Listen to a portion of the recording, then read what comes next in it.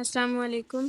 ये हमारे कल के लेक्चर का ओवरव्यू है कि ये हमने पुश का फंक्शन बनाया था। हमने देखा था कि अगर हमारा टॉप जो है वो हमारे से रे के साइज से बड़ा है तो स्टैक ओवरफ्लो कर जाएगा, और अगर ऐसा नहीं है तो फिर ये होगा कि हम लोग टॉप में प्लस प्लस करेंगे, टॉप में इंक्रीमेंट करेंगे और फिर रे के टॉप के अंदर हम वो एलिमेंट रखवा देंगे जो हमें चाहिए। उसके बाद हम लोगों ने पॉप का फंक्शन किया था।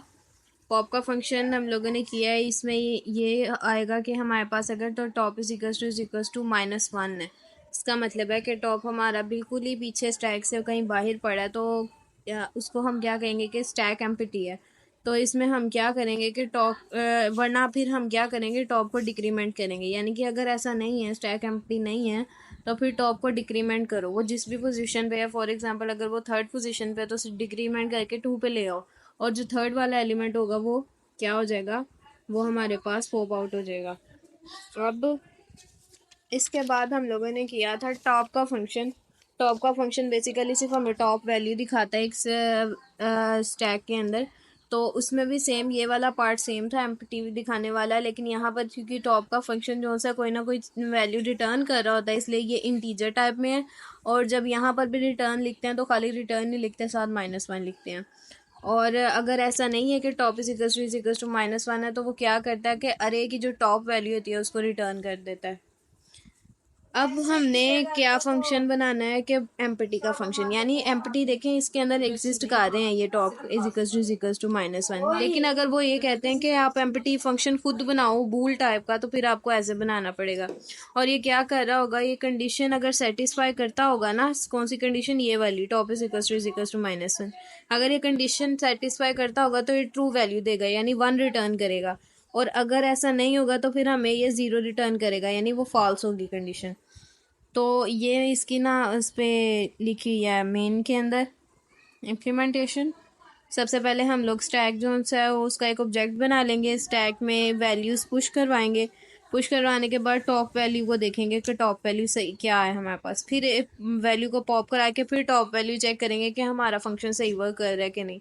और उसके बाद फिर इतनी दफ़ा पॉप करवा लेंगे कि हमें पता चल जाए कि हमारे पास हमारा स्टैक एम्प्टी हो चुका है। अब यहाँ पर तो हमने 3 वैल्यू इंसर्ट कराई है और हम पॉप 4 दफ़ा करा रहे हैं, तो जब हम 3 दफ़ा करवाएंगे ना तो एम्प्टी हो जाएगा स्टैक, लेकिन जब चौथी दफ़ा कराएंगे ना तो वो पहले ही हमें मैसेज कर देगा कि स्टैक एम्प्टी हो चुका है। ठीक है, अब कुछ पॉप नहीं हो सकता। और उसके बाद फिर हम लोग एम्प्टी स्टैक वाला जो सा है ना वो चेक कर लेंगे। अब ये बाइनरी कन्वर्जन का पार्ट है। हमारा जो बेसिक स्टैक है ना उसके अंदर पुश करना, पॉप करना, और वही आता है, टॉप का फंक्शन ही आता है। यानी हमारा स्टैक कंप्लीट हो गया है। लेकिन इसके अंदर कुछ इस तरह के प्रोग्राम्स हैं जो ज़्यादातर पेपर में आए हैं, जिस तरह हमारी बुक में ये बाइनरी का गिवन है।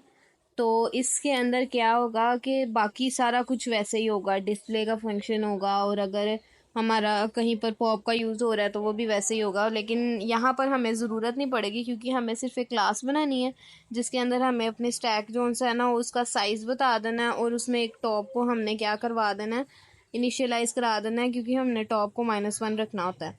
और उसके बाद हमारे फंक्शंस जो से होंगे ये आप क्लास के अंदर भी बना सकते हैं और बाहर भी। अब हमारे पास जो सा फंक्शन बना है ना बाहर, वो बाइनरी कन्वर्जन का, वो ये है।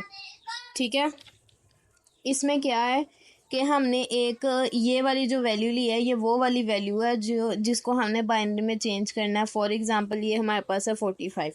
ठीक है, अब यहाँ पर है इंट आर। ये हम आर इसलिए ले रहे हैं कि ये रिमाइंडर जो है ना उसको अपने अंदर स्टोर करेगा। रिमाइंडर कौन सा, जब हम लोग बाइनरी कन्वर्जन करते हैं हम लोग एलसीएम लेते हैं, और एलसीएम लेके 0 या 1 जो बचता है उसे हम यहाँ पर लिखते हैं। ठीक है, तो ये वाला जो रिमाइंडर है वो किस में स्टोर होगा, इस आर में स्टोर होगा।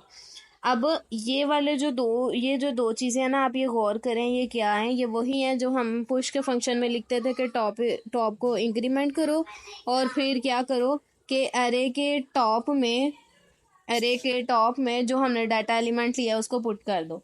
अब ये वाला डाटा एलिमेंट हमने डायरेक्ट तो टॉप में पुट नहीं ना करना, हमने इसका रिमाइंडर जो सा उसको टॉप में पुट करना है, ताकि हमारा एक पूरा जो सा स्टैक है ना वो जनरेट हो सके। तो क्या होगा, सबसे पहले हम लोगों ने यहाँ पर क्या किया, उसे डिवाइड किया 2 के साथ। ठीक है, 2 के साथ डिवाइड करेंगे। अब हम फॉर इधर करके देख लेते हैं, ये 4 है, ये 5 है। ठीक है, अब मैं इसे 2 के साथ कर रही हूँ, ठीक है ना, क्योंकि बाइनरी कन्वर्जन करनी है। 2 2s आर 4, ठीक है, ये कंप्लीट है। 2 2s आर 4 और ये 1 बच गया।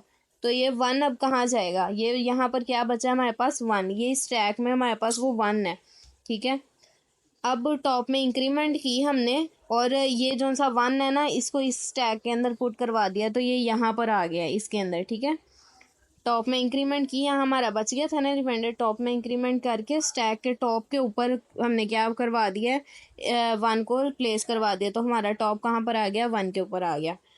अब x को डिवाइड कर दिया x डिवाइडेड बाई 2 के साथ, यानी कि अब दोबारा से हमने क्या किया कि जो सा हमारे पास आया था ना x, हमने उसको क्या कर दिया, डिवाइड कर दिया x बाई 2 के साथ। x हमारे पास क्या, तो जब हम x को 2 पे डिवाइड कर देंगे और बाहर आएंगे तो हमारे पास ये 22 बचा था ना, लेकिन अभी भी हमारा जो x है वो ग्रेटर देन 0 है। तो हम फिर इसे 2 के साथ क्या कर रहे हैं, इसका मोड ले रहे हैं। तो 2 1s आर 2, 2 1s आर 2, इस बार क्या बचा 0। अब 0 है, फिर टॉप में इंक्रीमेंट होगा, नेक्स्ट हमारे पास क्या आ जाएगा, 0 आ जाएगा इसके अंदर, ठीक है। इस स्टैक के टॉप में 0 आके स्टोर होगा। फिर हम x को x डिवाइडेड बाई 2 करेंगे, क्योंकि ताकि हमारे पास ये 11 जो है ना इस x में स्टोर हो, क्योंकि हम तो x के ऊपर ऑपरेशन अप्लाई कर रहे हैं ना। अब वो x फिर इधर आएगा, अभी भी जो है x ग्रेटर देन 0 है। फिर x का मोड लेंगे, जब x का मोड लेंगे इस बार 2 5 आर 10, अब 1 बच गया फिर से, ठीक है।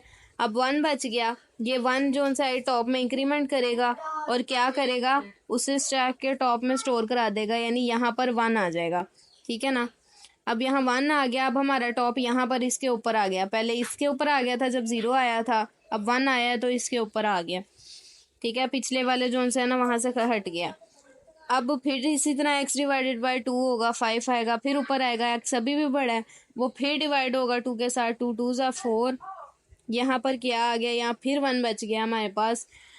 तो अब फिर ये 1 इसके अंदर आ जाएगा स्टैक के अंदर, इन दोनों को फॉलो करते हुए, ठीक है। फिर ऐसे आ गया और लास्टली ये फिर डिवाइड होगा, अभी भी बच गया। अब हम लास्ट पे कर रहे हैं 2 1s आर 2, अब हमारे पास बचा क्या, 0 बचा, ठीक है।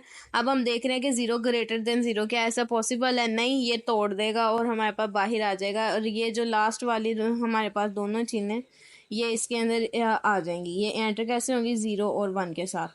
अब देखें कि ये इस तरह से इस सीरीज़ में ये क्या हुई हैं, एंटर हुई हैं, ठीक है। सबसे लास्ट पर ये वाला सबसे पहले ये एंटर हुआ था और सबसे लास्ट पे ये एंटर हुआ था।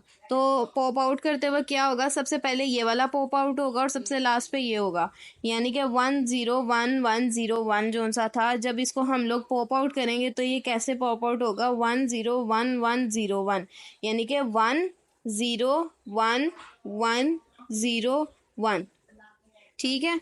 इस तरह से पॉप आउट होगा। अब हमने आंसर तो निकाल लिया, पर हमें ये भी तो पता हो ना कि हमारा ये आंसर सही आया कि नहीं आया। तो उसके लिए हम क्या करेंगे कि हम इसे वैसे भी सॉल्व करके देख लेंगे। 2 0 1 2 3 4 और 5, जिन पे 0 है उन्हें हम डिस्कार्ड कर लेंगे, उसके अलावा लिख लेंगे ये 1 आ गया, ये +4 +8 +32। अब ये 32 और ये 8 हमारे पास 40 हो गया, 40 प्लस ये हो गया 5 और ये हो गया 45, ठीक है। मैंने 45 की ही एग्जांपल ली थी ना, तो ये देख लें ये 45 आ गया, ठीक है। क्लियर है, सॉरी।